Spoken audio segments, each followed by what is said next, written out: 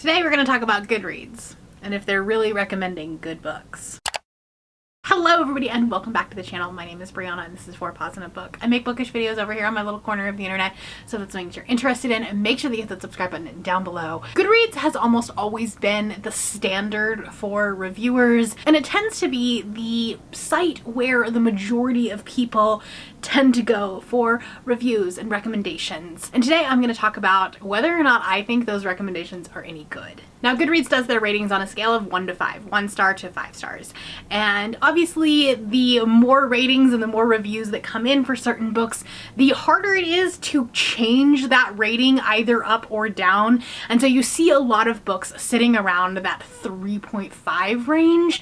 And generally, if something is between 3.5 and 3.7 or something like that, it's usually like a pretty well-liked book. It may not be a well-loved book, but like for the most part, that means that people are giving it 3 to 4 stars. So today I want to talk about books that have exceeded that. So books that have gotten a 4.0 or higher on Goodreads. And that's really hard to do, especially for some of these larger books that have been reviewed by hundreds of thousands of people. Now, this list today is not going to just include the popular books. I also have some self-pub and indie books on here as well. And obviously it's a little easier to get a higher rating when you only have like 10 reviews, but it's also really easy to get a really low rating when you have that few of reviews. So even saying that a book has 10 ratings and it's a 4.0 or higher still like probably means it's a good book, because that means those 10 people really liked it. But what I did was I went through my list of almost 10 years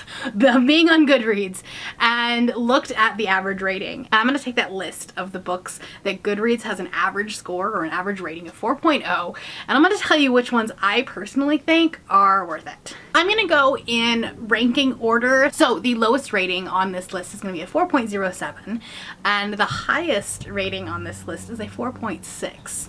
which, considering what book it is, that's really hard to do. So the first series that I'm going to be talking about is the Bright Falls Trilogy. I almost said duology. Trilogy. So first up we have Delilah Green Doesn't Care, then we have Astrid Parker Doesn't Fail, then we have Iris Kelly Doesn't Date. This is a completed trilogy, and every single one of them is a sapphic romance, and you can tell, like, I took this from my favorite shelf. So that's to tell you that these books are phenomenal. These are adult sapphic romances. They do have some smut in them, and each one of them kind of builds on each other. Like, you can read them out of order, but these two books have Delilah as a cameo. So like they kind of build on each other, right? But I love the series with my whole entire heart. This one I gave 4 stars to, but these are like 5+ stars for me. Obviously, I highly recommend this. Next up, we have Dark Matter by Blake Crouch. Now, they say that your favorite Blake Crouch is usually the first one you read, but I think that Dark Matter is by far his best work. This is a sci-fi thriller. It has an average rating of 4.13, so climbing up there quite a bit. This is about a man who wakes up and his life is very different, right? His wife is not the person he thought he was married to. He has a different family. He has a different job. He lives in a different house, and he's very confused. And you follow him as this unreliable narrator, and you are trying to figure out what is happening as he is figuring it out. And like, let me tell you, the twists and turns are phenomenal. This is a very action-packed, very high-stakes book, and I read this book in like less than 24 hours, immediately gave it 5 stars, and then read the rest of his backlist. I own this book somewhere. I can't find it, but here we go. Here's the picture of it. Highly recommend. Going back to romance, queer romance actually. So, you know, the gays have all of the high scores. We have The Charm Offensive by Alison Cochrane. This has an average score of 4.15. And this is like, what if The Bachelor fell in love with his producer and handler rather than the 25 women that were there to fall in love with him. Our prince, or the Bachelor, went on the show simply as a PR move. He does not believe in romance. He doesn't think he'll find his true love, whatever. But then our producer, man, he is the sweetest, sweetest cinnamon roll. And he does. He believes in true love. He has watched this show since he was a child, and he believes in it. And so, like, we have this very much an opposites attract situation, and as they get to know each other throughout the course of the show, they start falling for each other, and it's adorable, it's cute. There's also a ton of mental health representation in this book, so definitely go into it with a good headspace, but this is such a fun book that also talks about a lot of deep and interesting topics. Another one coming off of my favorite shelf over here, and that is Small Miracles by Olivia Atwater. This comes in at a 4.16 on Goodreads. Now this is a self-published book, so there's definitely fewer ratings than some of these other ones. However, this one did win SPIFBO 8, so it has gotten a lot of attention. This book also deliciously queer. And this book is about Gadriel. He is the angel of petty temptations, and he also has a gambling problem. And his bookie has said, look, if you can get this person to sin just a little bit, I'll write off your debt. You'll be good. Come to find out, this person is like really hard to like influence to sin. Obviously it is a little bit more work than he originally thought. This is a really quirky book, and it doesn't sound like something that normally would be a favorite of mine, but I don't know if I just like read it at the right time, and this was just such a beautiful book. The conversations about gender identity and like the angels getting to choose what gender they are, like it in a sense of like fashion, right? So like, you know how it's a fashion faux pas for you to like show up to a party wearing the same outfit as someone else. Here it's a faux pas to show up as the same gender as someone else to a party, and like there's just like so many like little quirky things. And while this book obviously does talk about religion, it doesn't do it in a like Judeo-Christian way, and it's kind of more along the lines of like, whatever you believe, that is right. This book was so well done and so deserving of all of the praise that it's been getting. Next up, with an average rating of 4.19, and that is The Invisible Life of Addy Laro. I do have a copy of this. It's just on display behind my lights, and I don't want to try to get it. This book is another one that like feels like it's a little too whimsical for me, but for some reason it just worked. This is very different from V.E. Schwab's other writing. I feel like this style was just so different than things like Shades of Magic. But this is about a woman who sells her soul to the devil in exchange for not having to marry this terrible person. But in return, no one remembers who she is. So she walks into a room, she has a conversation with someone, she walks out, and they forget that she exists. Until one day someone remembers who she is. And so they end up like forming this friendship, relationship, and they like trying to figure out why he knows or why he can remember her. It's a beautiful story. And again, for me, I think it was a right book, right time. This book is pretty controversial, and I think some people really love it and some people really don't. But it's definitely a favorite of mine. Okay, the first YA book on here, and one that is just absolutely beautiful, and one you should definitely listen to the audiobook if you can. But we have Clap When You Land by Elizabeth Acevedo. This is a contemporary story about a girl who lives in, I believe, the Dominican Republic. Yes, the Dominican Republic, and she lives for the summers because her father comes in from New York and spends the summer. Doesn't live with them anymore, but spends the summer there. But unfortunately, one summer, as she's waiting for him, they find out that he has been in a plane crash. And then in New York City, there is another girl who has been told in school that her father has been in a plane crash. And yes, if you were guessing, they have the same father. This man led 2 lives, had 2 families, and they find out about each other because of the plane crash. This book is about found family, about finding your heritage and your culture, and it was such a beautiful story, and it's told in prose. Elizabeth Acevedo is known for her prose and her poetry, and that's why I said like the audiobook is the way to go with this one. I read this book almost 5 years ago, and it's still a book that I think about to this day. We have another YA contemporary that I read years ago, back in 2018. This was one of my favorite books of 2018, the very first year I was on BookTube, and again, another book that I still think about to this day, and this is Far From the Tree by Robin Benway. This is about 3 teenagers who did not know about each other because they were all given up for adoption, and when one of the girls gives her own child up for adoption, she starts seeking out her biological family. And we find out how the adoption played a role in the growth and development of these 3 kids, and how they are living 3 very separate lives, very different lives, because of the decision that their biological mother had made. This is again another story of found family Can you see a trend here with YA contemporaries? Because these three siblings start to come together and discover more about each other, and this book had me bawling.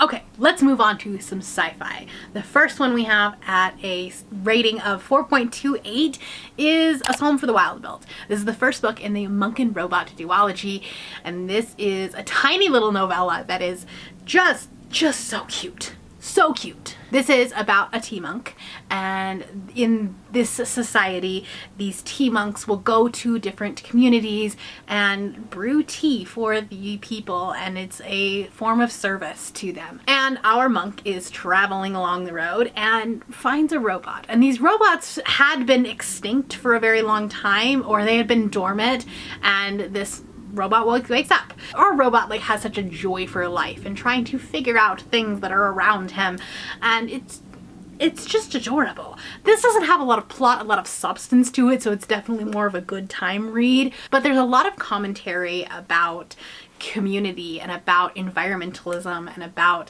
like treating others around you, but also like the world around you and the like nature and all this stuff around you with care and respect. And it's such a heartwarming book. And then there is a sci-fi book that's just gonna break your heart, and that is The Darkness Outside Us by Elliot Treffer. This book is a ride and a half. It is about a young man who is on this spaceship, doesn't remember the launch, right, but is on this spaceship. The AI is in his mother's voice. The spaceship is split in half, and there's another young man, I think he was from Russia, who's on the other side, and they both have to agree like to bring the wall down, otherwise they're just gonna like do their own separate things. So this is kind of a sci-fi romance between these two men, so it's another queer romance, and about a third of the way through this book, there is the plot twist of the century. When I was reading this, I had to go back because I thought I missed something, and no, it was just a crazy plot twist. This book will break your heart into a million pieces, but like by the end, put it all back together. There's also a sequel coming out for this. I believe it's coming out this fall, and I'm very excited about it. I don't think this needed a sequel, but I'm happy to have it. And this book has an average rating of 4.32, so like a lot of people love it. Then we will have what is the only middle grade on this list personally, and that is All the Impossible Things by Lindsay Lackey. This is a contemporary with a very light magical twist to it. So our main character is a little girl who has been kind of moved around the foster system. She had a very tumultuous home life, and so then she goes to this farm that has this Galapagos tortoise and has all of these fun farm animals, and she's like really starts to feel at home there, but then like obviously like being in the foster system, things change all the time. The magical twist that this book has is that our main character has the ability to control wind with her emotions. So when she gets really stressed out, wind happens, tornadoes happen. This is such a beautiful book, and again about found family, one that kind of made me cry. It's been several years since I read it, but it was such a beautiful story, and it made my best books of the year that I read it. And this book had a 4.35 as an average rating. I apologize if you can hear planes in the background. I'm trying to film in the pockets between them flying overhead, but we live just south of a military base or an Air Force base, and it is what it is sometimes. Now we have a nonfiction book, and now I don't rate nonfiction books, but if I did rate this book, it would be a 5-star. I read this in January, and I still am thinking about it, and I won't shut up about it, and I keep recommending it. So we have The Anthropocene Reviewed by John Green. This is a collection of like short stories and essays that I feel like were mostly penned during COVID. Apparently it's also part of his podcast. I did not listen to the podcast or watch the podcast. I just read the book. And this is such a like raw and honest emotion about a man who was in quarantine and like just the ramblings that happen in this. And it's all about like reviewing things. And I love how each story ends with like rating whatever the story was about. So for instance, we have The Penguins of Madagascar is one of the stories. And at the very end, the very last sentence is, I give The Penguins of Madagascar 4.5 stars. And like every single story is that. So every single thing is a different story, and it's just kind of funny. This one is about sunsets. I give Sunsets 5 stars. It's it's just like so chaotic and like truly the mind of someone who is trying to find a creative outlet, which like we all had that at some point during peak COVID, where we just wanted to like create and get something out. And like, you know, not be pent up anymore. And I resonated with this book so much. Back to our high epic fantasy. Another one that's very, very popular. And I'm just gonna hold up the first book, but all three of them have an average score of above a 4. It's anywhere from a 4.15 to a 4.5. So that is the Daevabad trilogy. This is the first one, The City of Brass. This is an Egyptian-based fantasy or Egyptian inspired fantasy. It takes place in Cairo, or that's where it starts anyways. And this is about a girl who is a con woman, and she has some magical abilities, and she accidentally summons a djinn who, you know, they start getting into shenanigans. They have to flee to the City of Brass, or Daevabad. And this book specifically is like the brewings of a war. And this book is so beautifully written. There's like an entire paragraph. I remember sitting there reading this book, and there's an entire paragraph about how the rain hits the roof. And while that may not appeal to everybody, it resonated with me and I loved it, and her writing is just absolutely phenomenal. Then we have the last one coming off of our favorite shelf, and that is The Seven Husbands of Evelyn Hugo by Taylor Jenkins Reid. This is a historical fiction / contemporary story. It has an average rating of 4.43, so one of the highest. And this is about a woman who is in the golden age of Hollywood in like the 60s and 70s. And we meet her as an elderly woman, and she is going to tell her story to this unknown reporter. And she is going to talk about her 7 husbands and who was the true love of her life. I've read this book so many times. This is the book that I have reread the most in my entire like bookish adult reading life. This book means so much to me. It was after I read it the first time that I realized I was bisexual. So while I know that this book has some problematic elements, it is one of those ones that will forever hold a special place in my heart. Another favorite series of mine, or new favorite series of mine, is the Aurelion Cycle. This one is Fireborn, then we have Flamefall, then Fury Song. They all have above a 4.0 rating, ranging all the way from 4.0 all the way up to 4.46. This book has all of the makings of like a revolution and like bucking the system, and also dragons. This book kind of takes place post-revolution. However, the revolution didn't really fix everything. So our main characters grew up after this revolution where everyone became equals, where despite your class or despite your income or whatever, you all had equal opportunity. Or at least, like, that's the idea, right? In practice, that's not how it works. But we have Annie and Lee who test to become dragon riders, and then they become rising stars in this like dragon school, despite coming from 2 very different backgrounds. With war on the horizon, our main character has to choose between betraying his family or his country, and also there might be a little bit of a romance. Also, did I mention dragons? Finally, we have the highest rated books on this list that I would recommend. And when I tell you that having a rating this high for this book is phenomenal. This book had a TV series, which means hundreds of thousands of people have read these books. And that is The Six of Crows duology. Now, like, I totally agree. 5 stars to both of these. But Six of Crows has a 4.49. Crooked Kingdom has a 4.6. That is so high for the amount of people that have read this book, which just goes to show you how amazing these are. This is, a bunch of queer misfits and going on a heist. That's like the easiest way to explain this book, but there's so much more to it. And this is one of those books that like you will fall in love with the characters, and then you would watch these characters go to the grocery store and still love it. This is a series where like you become so attached to these characters, and then they're gonna break your heart. So apologies in advance. This series is the definition of found family. Like these characters are all misfits, but all mean so much to each other. And there's revenge, there's plotting, there's deception, like I said, a heist. This series is such a good time. I've read these books so quickly, and like they're not small books, but I cannot recommend them enough.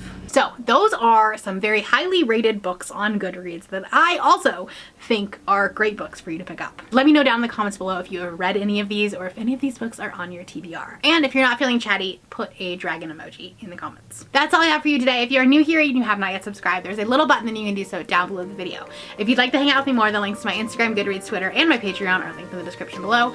Thank you for watching and I will see you next time. Bye!